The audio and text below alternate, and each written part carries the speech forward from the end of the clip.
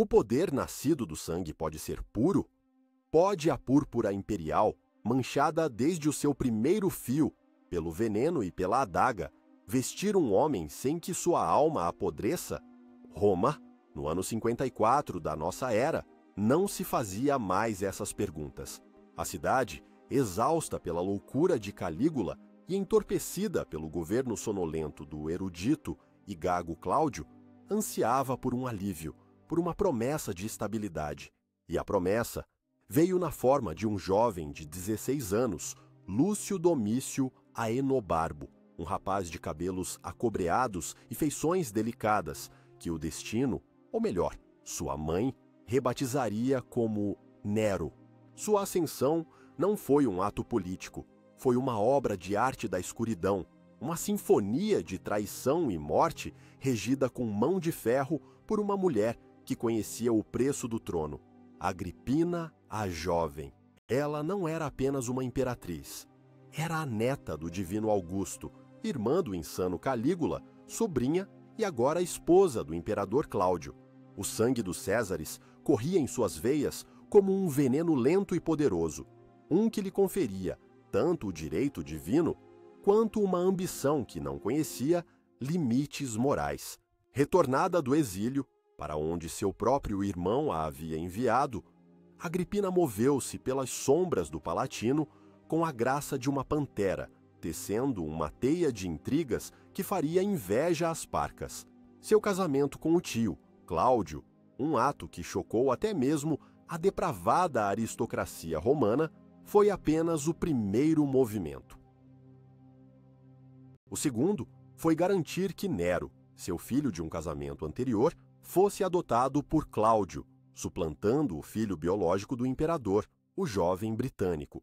A corte de Cláudio era um ninho de víboras, onde libertos, ambiciosos e senadores corruptos disputavam o favor de um imperador envelhecido, mais interessado em seus estudos etruscos do que nos perigos que se aninhavam em seu próprio leito.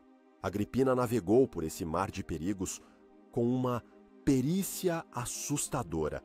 Ela eliminou rivais, seduziu aliados e, acima de tudo, preparou seu filho. Nero foi entregue aos melhores tutores que o dinheiro e a influência poderiam comprar. O estoico Sêneca, mestre da retórica e da filosofia, e o austero Sexto Afrânio Burro, prefeito da guarda pretoriana. Eles deveriam moldar o jovem, transformá-lo em um governante justo e sábio. Mas como ensinar a virtude a alguém cuja própria existência no poder dependia do vício mais profundo?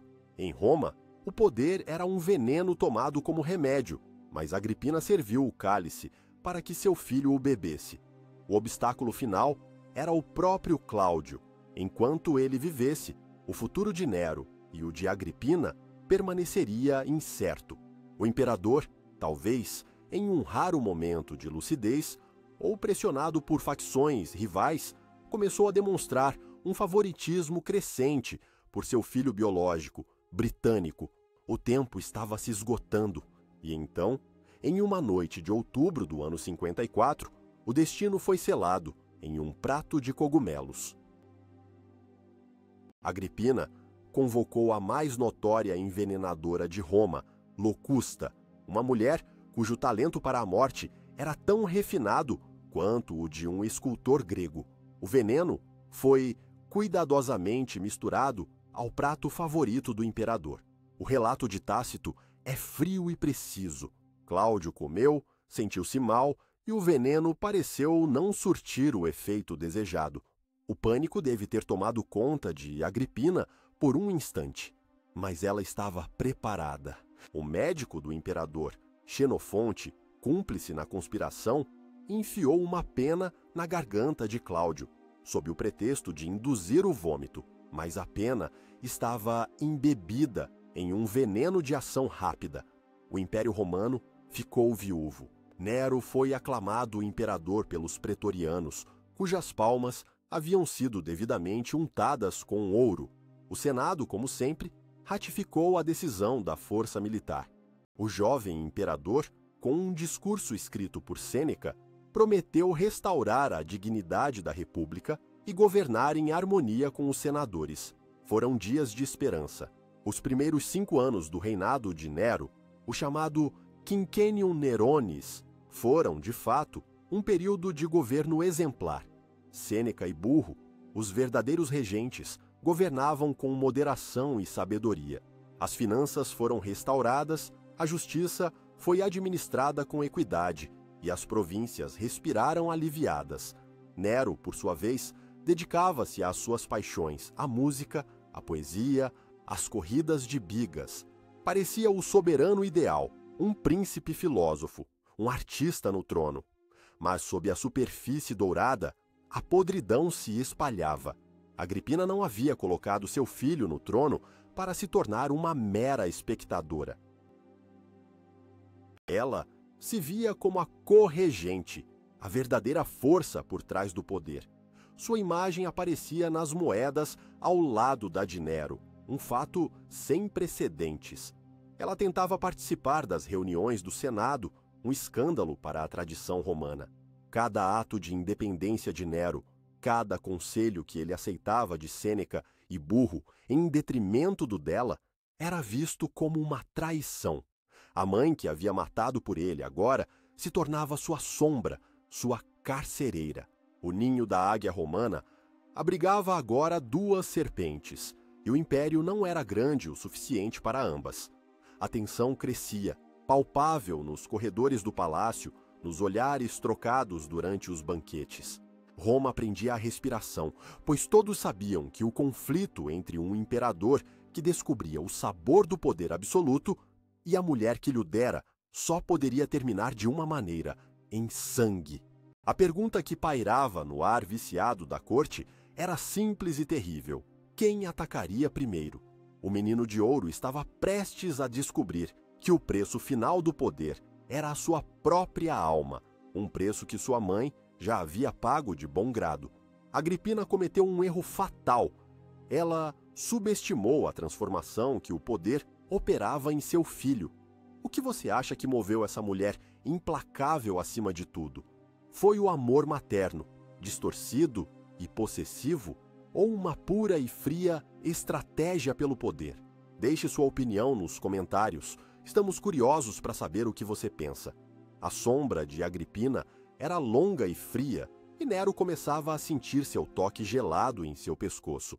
Cada decisão, cada decreto, cada nomeação era supervisionada, questionada e muitas vezes ditada por ela.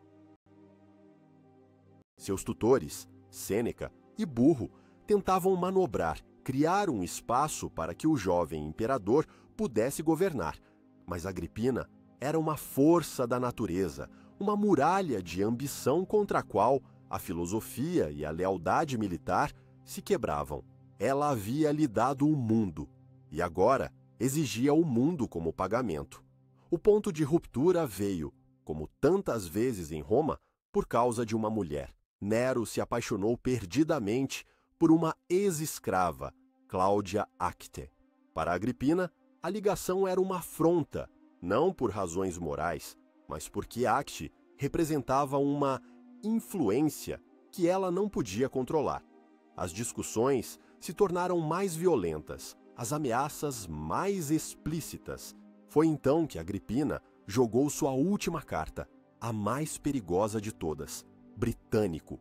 O filho de Cláudio, agora um adolescente, era o herdeiro legítimo. Em um acesso de fúria, Agripina declarou que levaria o rapaz ao acampamento pretoriano e denunciaria o usurpador. Para Nero, isso não era uma ameaça, era uma sentença de morte. Ele sabia do que sua mãe era capaz. Ele era a prova viva de sua crueldade.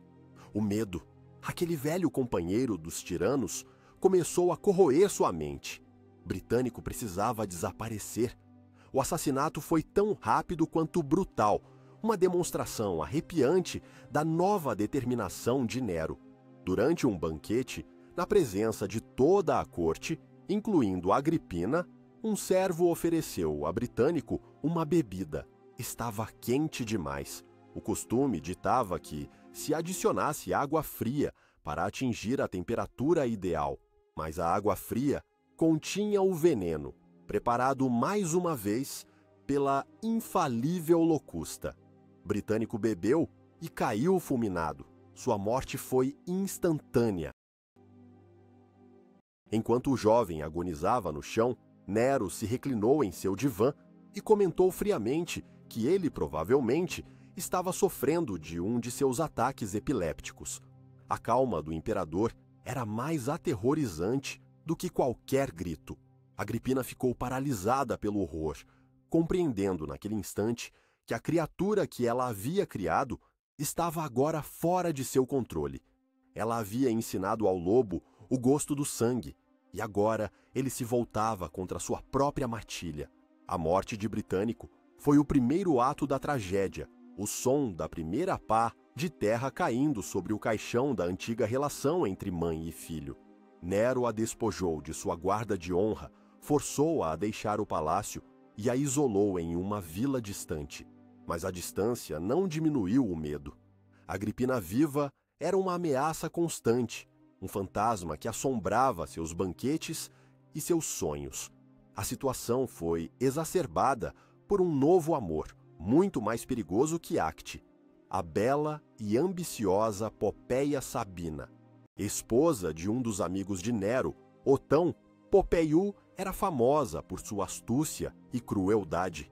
Ela sussurrava no ouvido do imperador, zombando de sua subserviência à mãe, chamando-o de criança que não conseguia se livrar da saia materna. Ela queria ser imperatriz, e para isso, duas mulheres precisavam ser eliminadas: a esposa de Nero, Otávia, e sua mãe, Agripina. Para se tornar um deus, Nero precisava primeiro cometer o pecado mais antigo dos homens: matar sua própria criadora. O matricídio era o tabu supremo, um crime que faria tremer os próprios alicerces de Roma. Nero hesitou, atormentado por pesadelos e pela magnitude do ato. Foi seu conselheiro, Aniceto, um ex-tutor de sua infância e agora prefeito da frota, quem propôs uma solução engenhosa, quase poética. A morte deveria parecer um acidente, um naufrágio. Um navio especial foi construído, uma maravilha da engenharia da morte. Seu dossel, pesado com chumbo, foi projetado para desabar e esmagar Agripina enquanto ela dormia. O casco foi construído para se abrir no mar, garantindo que não houvesse sobreviventes. No ano 59, Nero convidou sua mãe para um banquete de reconciliação em sua vila costeira, em Bahia. A noite foi uma farsa de afeto, com abraços e palavras doces. No final, Nero a acompanhou até o cais, beijou seus olhos e a entregou ao navio fatal e às águas escuras do Golfo de Nápoles. O plano, no entanto, fracassou espetacularmente. O mecanismo foi acionado, o dossel de chumbo desabou, mas matou apenas um dos servos de Agripina, que se jogou sobre ela para protegê-la. O navio começou a se desintegrar, mas a noite estava calma e muitos dos tripulantes, que não sabiam da conspiração, ajudaram a retardar o naufrágio. Na confusão, Agripina foi ferida no ombro, mas conseguiu se jogar na água. Enquanto os verdadeiros assassinos, usando remos, tentavam matar os sobreviventes para eliminar testemunhas, Agripina, uma mulher de quase 45 anos, teve a presença de espírito de ficar em silêncio e nadar para longe na escuridão, sendo finalmente resgatada por pequenos barcos de pesca. A notícia da sobrevivência de sua mãe chegou a Nero como um raio. O pânico tomou conta do imperador. O acidente havia falhado. Agora ela sabia. Ela retaliaria. Ele imaginou-a marchando sobre Roma, incitando o Senado e o povo contra o filho que tentara matá-la. Em seu terror, ele convocou Sêneca e Burro, os dois velhos conselheiros, cúmplices silenciosos ou talvez ignorantes do plano inicial, ficaram horrorizados. Mas era tarde demais para voltar atrás. A escolha era simples: a vida de Nero ou a de Agripina. Burro, O soldado pragmático argumentou que a guarda pretoriana jamais levantaria a mão contra a filha de Germânico. A tarefa suja teria que ser concluída por outros. Aniceto, o arquiteto do desastre naval, ofereceu-se para terminar o que havia começado. O que se seguiu não foi uma conspiração sutil, mas um massacre brutal. Aniceto, com um destacamento de marinheiros, cercou a vila de Agripina. Eles arrombaram as portas, matando quem quer que estivesse em seu caminho. Encontraram a antiga imperatriz em seu quarto, iluminada por uma única lâmpada, com apenas uma serva ao seu lado. Ao ver os assassinos, ela compreendeu. Apontando para seu próprio ventre, ela gritou suas últimas e famosas palavras: "Golpeiem aqui, golpeiem o útero que gerou este monstro." Eles a golpearam com espadas e porretes até que ela não fosse mais reconhecível. O crime estava consumado. Nero, ao receber a notícia, insistiu em ver o corpo. Ele examinou os ferimentos, comentou sobre a beleza de seus membros e pediu vinho para celebrar. Mas a bravata era uma máscara para o terror que se seguiria. A partir daquela noite, Nero nunca mais seria o mesmo. O fantasma de sua mãe o assombraria pelo resto de seus dias. Em seus sonhos, nos corredores silenciosos do palácio, ele havia rompido o último elo com a humanidade. Ele era agora Nero, o matricida, um título que nem mesmo o poder absoluto do Império Romano poderia apagar. Livre do controle materno, Nero sentiu-se como um prisioneiro libertado. Mas liberto para quê? Não para governar, não para expandir o império ou reformar a lei. Ele estava livre para ser ele mesmo, para se tornar o artista que sempre acreditou ser. O trono de Roma não seria mais uma cadeira curul, mas um palco. O império, sua plateia cativa. E o espetáculo estava apenas começando. Para a aristocracia romana, cujos valores se baseavam na gravitas, uma dignidade séria e autocontrole, a visão de seu imperador no palco, cantando versos de sua própria autoria e tocando a cítara, era mais chocante do que qualquer assassinato. O matricídio era um crime contra os deuses, mas se apresentar em público era um crime contra a classe senatorial, uma desgraça indelével. Nero não se importava. Ele ansiava pelo aplauso, pela adoração das massas. Ele instituiu a Nerônia, um festival quinquenal de música, ginástica e hipismo, modelado segundo os jogos gregos. E, para o horror da elite, ele mesmo competiu.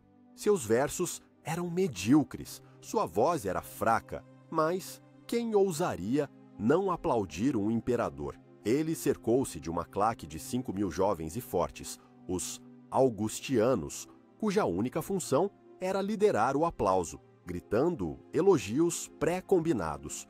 O poder não mais se manifestava em legiões e decretos, mas no volume das aclamações. A política de Roma transformou-se em um teatro do absurdo. Ele também era apaixonado por corridas de bigas, participando como um auriga profissional. Claro, ele sempre vencia. Juízes e competidores sabiam que o segundo lugar era a posição mais segura. Desafiar o imperador no circo máximo era uma forma criativa de suicídio. Sua vida se dividiu entre a arte e a devassidão. À noite, ele vagava pelas ruas de Roma, disfarçado, com um grupo de companheiros. Eles frequentavam tavernas, insultavam transeuntes, roubavam lojas e se envolviam em brigas.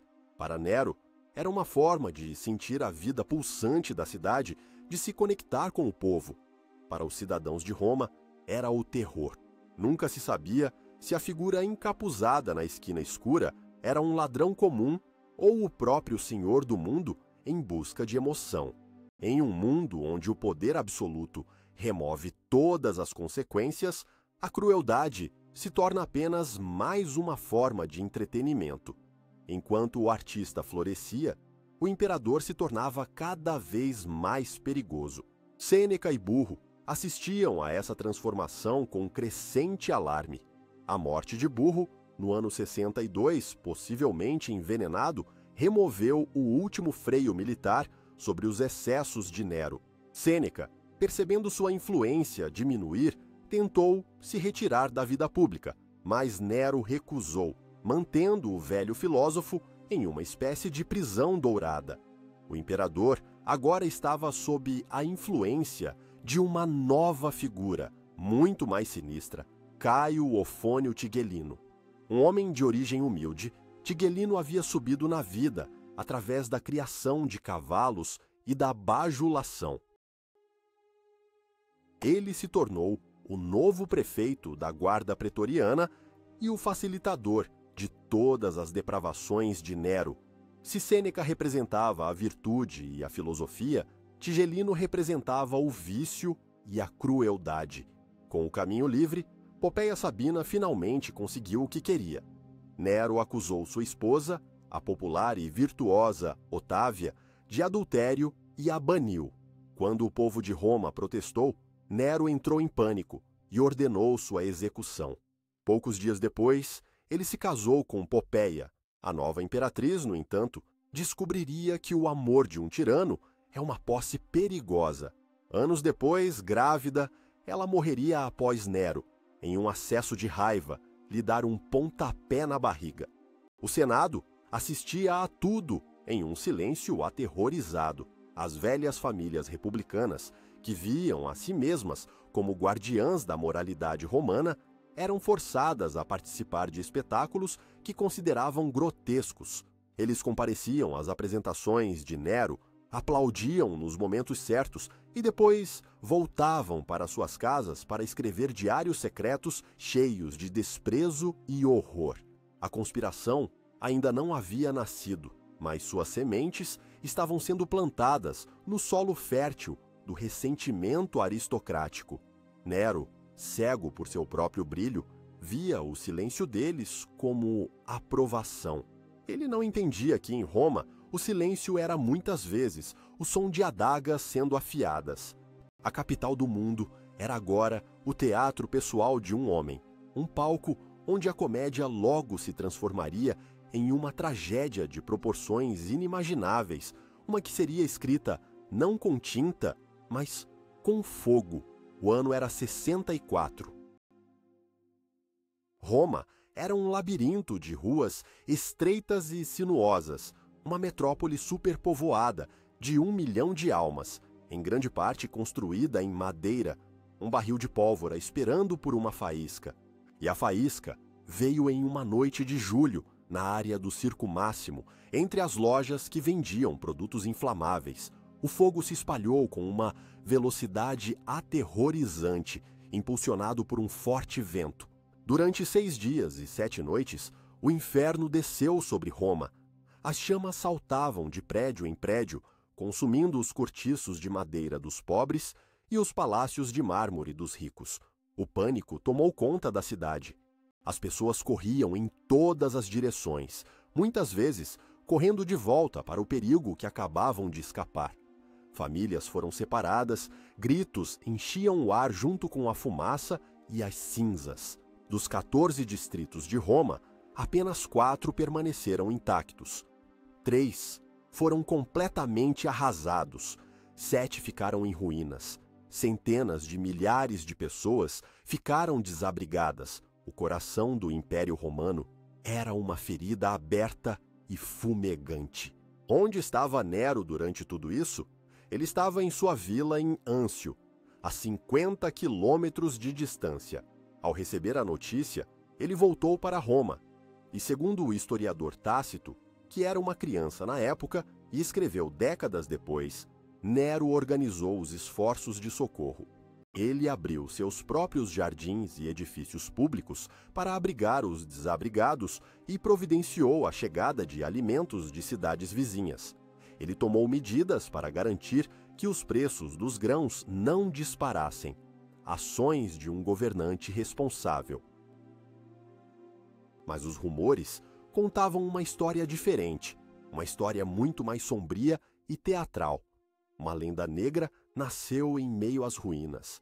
Diziam que, enquanto Roma ardia, o imperador subiu em uma torre em seu palácio, vestido com trajes de palco, e, acompanhando-se na lira, cantou um poema de sua própria autoria sobre a queda de Troia. Ele não era um incendiário por maldade, dizia o boato, mas por inspiração. Uma pessoa é capaz de incendiar uma cidade inteira por um impulso artístico? A imagem era poderosa demais para ser ignorada. O imperador artista, usando a destruição de sua própria capital como pano de fundo para sua arte. A verdade sobre a culpa de Nero no grande incêndio de Roma provavelmente nunca será conhecida. Historiadores como Suetônio e Cássio Dio, escrevendo muito depois, não têm dúvidas de sua culpa.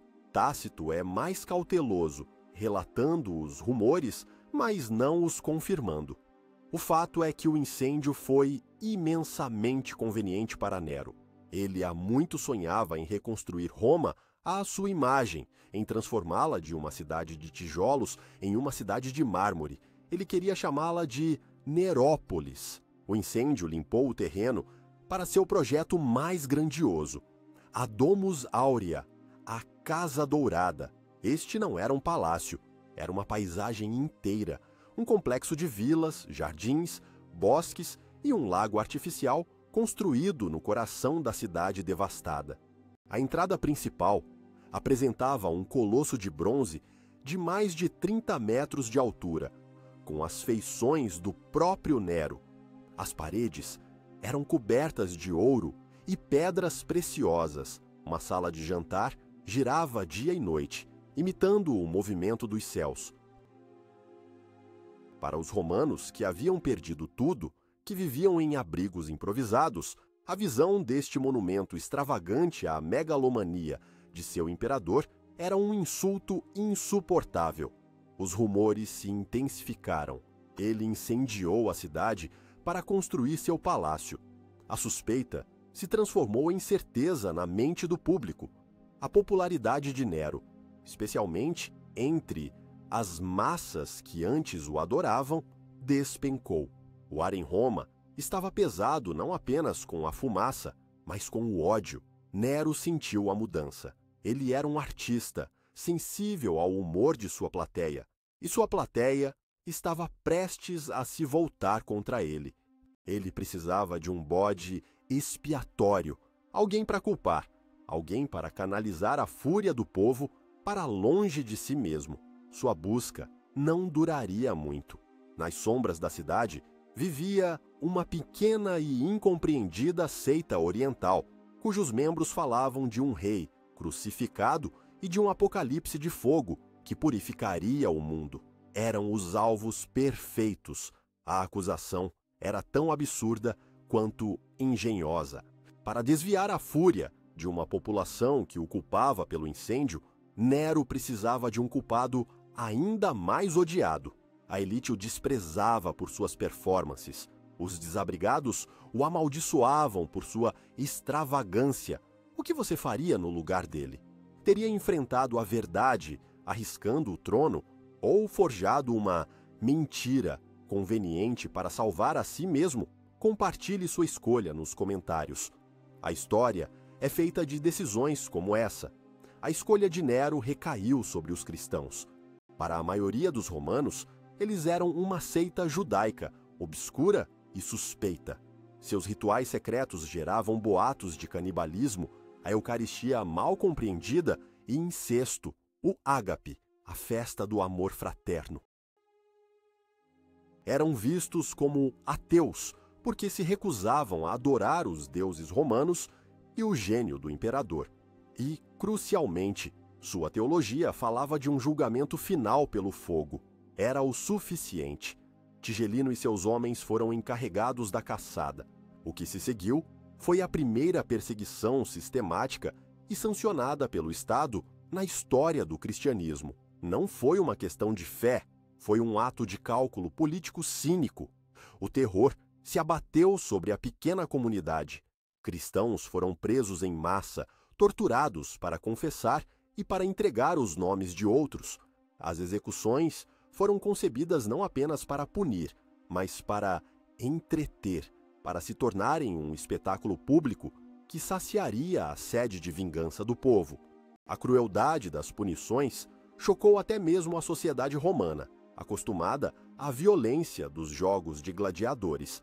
Alguns foram vestidos com peles de animais e jogados aos cães selvagens na arena para serem dilacerados. Outros foram crucificados, mas a forma de execução mais infame, uma que se tornaria sinônimo da crueldade de Nero, foi a das tochas humanas.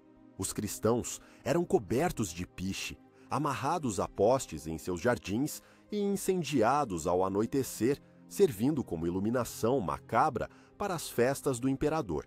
Tácito, que não tinha nenhuma simpatia pelos cristãos, a quem chamava de classe odiada por suas abominações. Mesmo ele admitiu que a selvageria do espetáculo provocou pena. Surgiu um sentimento de compaixão, escreveu ele, pois eles não estavam sendo sacrificados pelo bem público, mas para satisfazer a crueldade de um homem. O monstro não se importava com a justiça, apenas com o espetáculo. Segundo a tradição cristã, foi, durante esta perseguição, que os dois principais apóstolos, Pedro e Paulo, encontraram o martírio em Roma. Paulo, como cidadão romano, teria sido decapitado. Pedro, insistindo que não era digno de morrer da mesma forma que seu senhor, teria sido crucificado de cabeça para baixo. Suas mortes, embora não confirmadas por fontes não cristãs da época, cimentaram a imagem de Nero na tradição cristã como o primeiro grande perseguidor, um servo de Satanás, o próprio anticristo. Para Nero, a perseguição foi um sucesso a curto prazo. A fúria do povo foi desviada e a atenção se voltou para os novos bodes expiatórios. Ele pôde continuar com a construção de sua Casa Dourada, o monumento à sua própria glória, construído sobre as cinzas de Roma e os corpos de inocentes. Mas a longo prazo, ele havia criado mártires. Ele havia transformado uma seita obscura em uma fé forjada no sofrimento e na resistência. Ele pensou que estava extinguindo um incêndio, mas na verdade estava soprando as brasas de uma fé que um dia consumiria o próprio Império Romano. Cada tocha humana nos jardins de Nero se tornou um farol, iluminando um caminho para as gerações futuras de crentes. A crueldade, como arma política, muitas vezes tem um efeito paradoxal. Ela não destrói a resistência, ela a santifica. Enquanto Nero celebrava sua vitória cínica, as sementes de sua própria destruição estavam germinando em um solo muito diferente. A aristocracia romana, a elite senatorial, observava. Eles viram o incêndio, a extravagância da Casa Dourada, a perseguição selvagem. O desprezo que sentiam pelo imperador ator estava se transformando em medo, e o medo estava se transformando em uma resolução silenciosa. A loucura de Nero não podia mais ser contida, tinha que ser extirpada. A conspiração estava começando a tomar forma, não nas catacumbas dos cristãos, mas nos salões luxuosos da elite romana.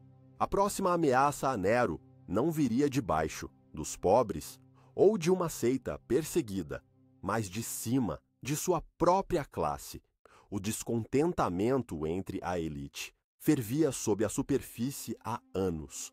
O comportamento de Nero, sua paixão pelo palco, seu desprezo pelas tradições e, finalmente, sua tirania sangrenta haviam alienado as famílias mais poderosas de Roma. A perseguição aos cristãos foi a gota d'água, não por compaixão pelas vítimas, mas porque demonstrou a capacidade de Nero de infligir crueldade em massa por capricho político. Se ele podia fazer isso com uma seita indefesa, o que o impediria de se voltar contra o Senado? A resposta veio no ano 65, com a descoberta da maior e mais perigosa conspiração de seu reinado, a Conspiração Pisoniana. O nome vinha de seu líder, Caio Calpurnio Pisão, um senador rico, carismático e popular, conhecido por sua generosidade e charme. Ele era o oposto de Nero, um aristocrata tradicional que personificava as velhas virtudes romanas.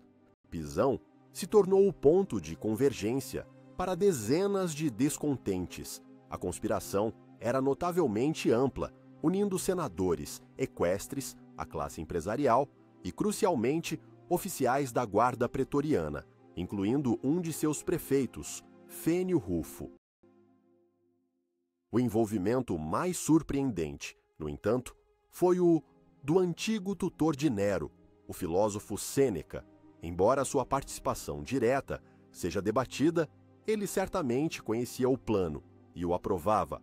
Seu sobrinho, o poeta Lucano, autor do épico Farsália, era um dos conspiradores mais fervorosos. O ódio os unia. Senadores que se sentiam humilhados, soldados que se sentiam desonrados por servir a um ator, intelectuais que viam a tirania sufocar a liberdade. Em um império doente, a traição pode ser o único remédio saudável. O plano era simples e ousado: assassinar Nero durante os Jogos no Circo Máximo, um evento público onde o imperador estaria vulnerável. Um dos conspiradores, o senador Laterano, usaria sua grande força física para derrubar Nero ao chão, e os outros o apunhalariam até a morte. Pisão esperaria em um templo próximo e seria então aclamado imperador pela guarda pretoriana. Tudo estava pronto. A tensão em Roma era palpável, mas as conspirações, por mais bem planejadas que sejam, são tão fortes quanto seu elo mais fraco. E o elo fraco foi uma mulher chamada Epicaris, uma liberta. Tentando recrutar um oficial da marinha, ela falou demais, aludindo a um grande segredo sem revelar detalhes. O oficial, vendo uma oportunidade de recompensa, a denunciou. Epicaris foi presa e torturada, mas se recusou a nomear qualquer um, mostrando mais coragem do que muitos dos aristocratas que viriam depois dela. O fio da conspiração, no entanto, havia sido puxado. O medo se espalhou entre os conspiradores.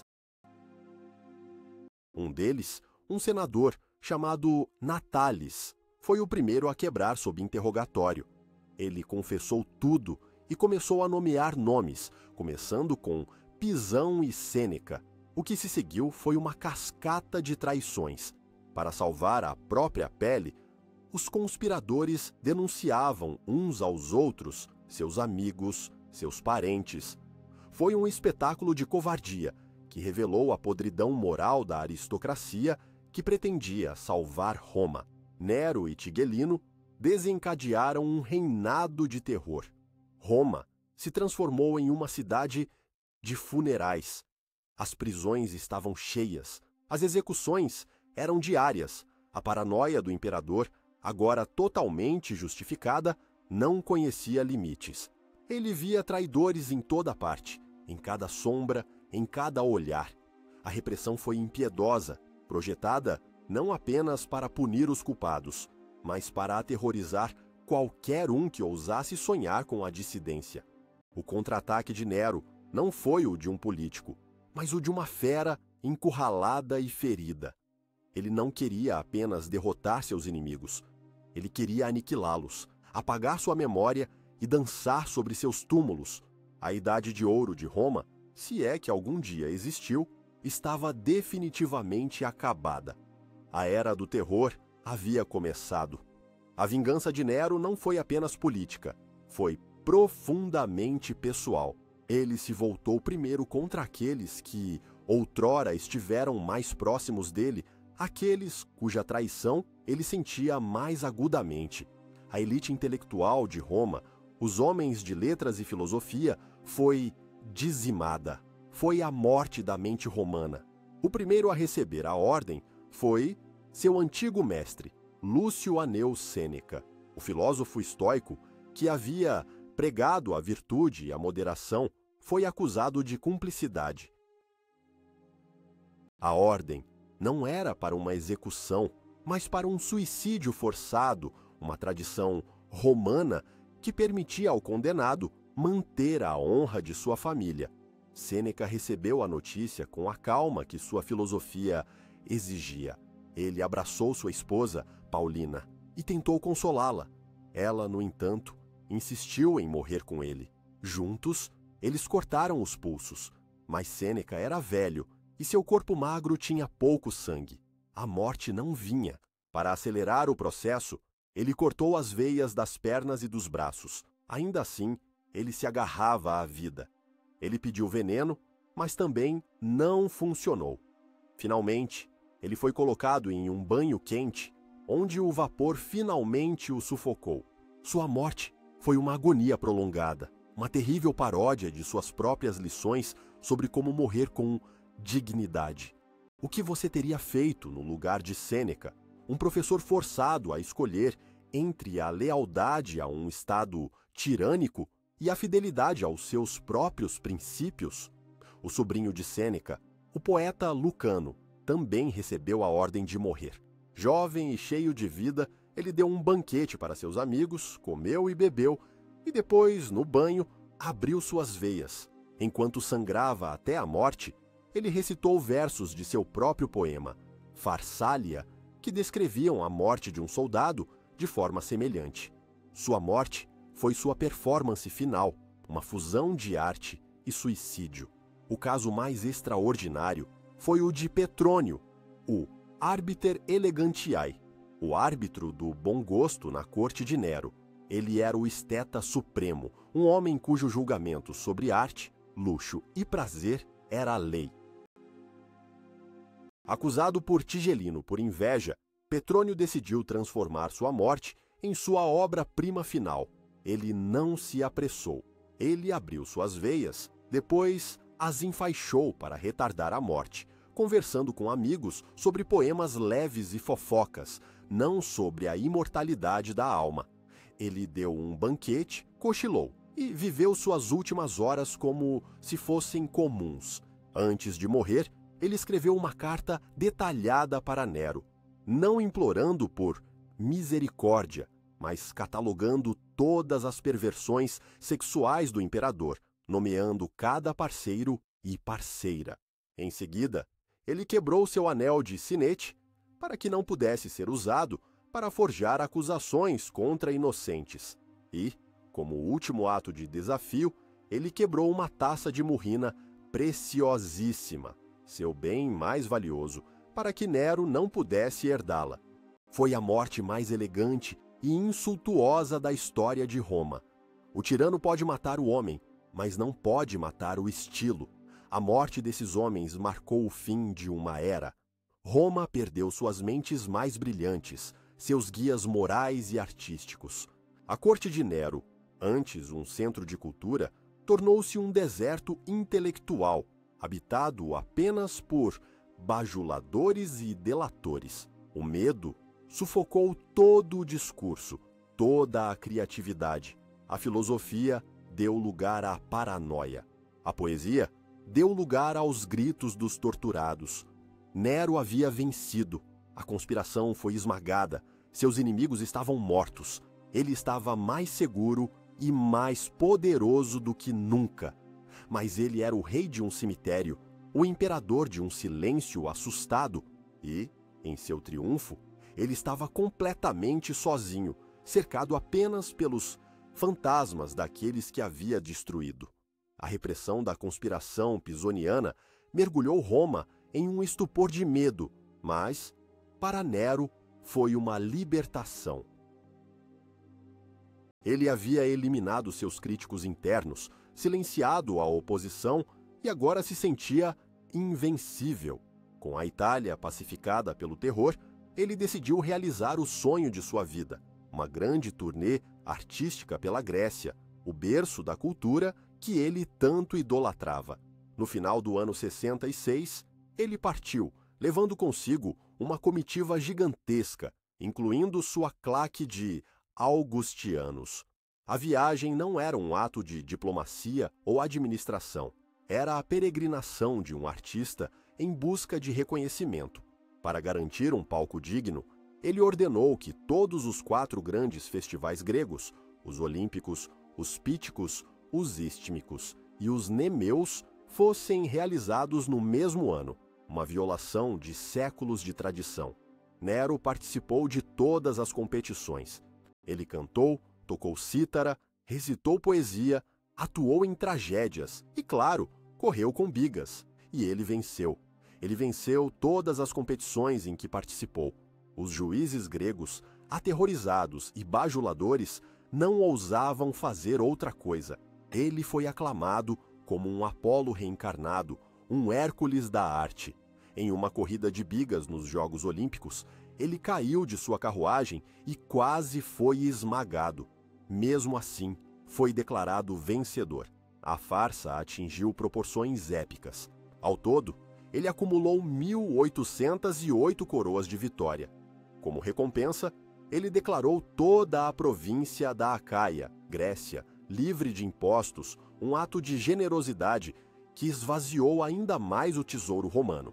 Foi um espetáculo de autoglorificação sem precedentes, um imperador abandonando seus deveres para se tornar uma estrela de reality show em uma terra estrangeira.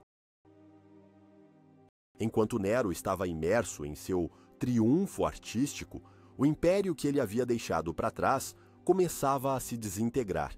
Mais notícias começaram a chegar, mas o imperador, absorto em sua própria lenda, as ignorava. Na Judéia, uma revolta em grande escala havia explodido, uma guerra brutal que exigiria anos e legiões para ser suprimida.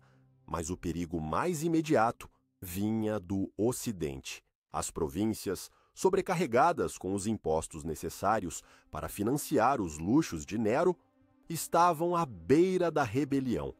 O descontentamento entre os governadores e os comandantes militares crescia a cada dia. A centelha da revolta final foi acesa na Gália Lugdunense, governada por Caio Júlio Vindex, um aristocrata gaulês e cidadão romano. Em março de 68, Vindex se rebelou abertamente, não para buscar a independência, mas para livrar Roma do mal citarista no trono. Ele não tinha legiões próprias, mas seu chamado encontrou eco em outras províncias. Ele ofereceu seu apoio a Sérvio Sulpício Galba, o idoso e respeitado governador da Hispânia Tarraconense. Galba, um homem da velha escola, inicialmente hesitou, mas, quando soube que Nero havia ordenado sua execução, não teve escolha.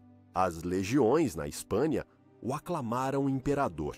A notícia finalmente abalou a fantasia grega de Nero. Ele voltou para a Itália apressadamente, mas em vez de se preparar para a guerra, ele planejou seu retorno triunfal a Roma. A entrada na cidade foi o espetáculo mais bizarro de seu reinado. Ele entrou não como um general, mas como um campeão olímpico, em uma carruagem usada para triunfos, exibindo suas 1.808 coroas.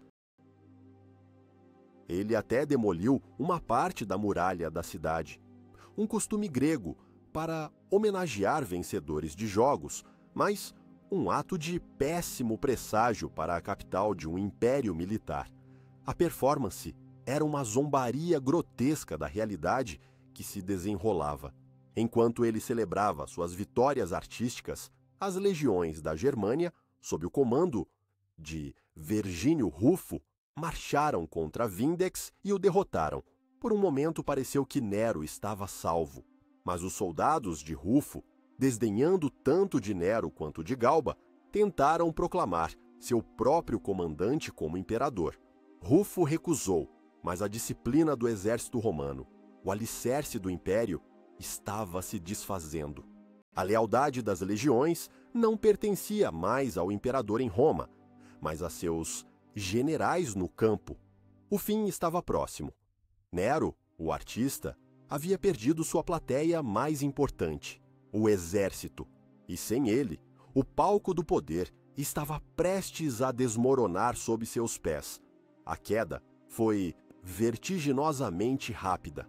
O homem que se considerava um deus descobriu que era apenas um homem, e um homem muito solitário, O apoio a Galba crescia a cada dia. O Senado, que por tanto tempo havia se curvado de medo, começou a sentir o cheiro de sangue na água. A virada final veio da única instituição que poderia fazer ou quebrar um imperador em Roma, a Guarda Pretoriana. Seu prefeito, Ninfídio Sabino, colega de Tigelino, viu para que lado o vento soprava. Ele prometeu aos seus homens uma vasta recompensa em nome de Galba, e a guarda, a protetora pessoal do imperador, desertou. Nero acordou no meio da noite em seu palácio no Palatino e o encontrou vazio.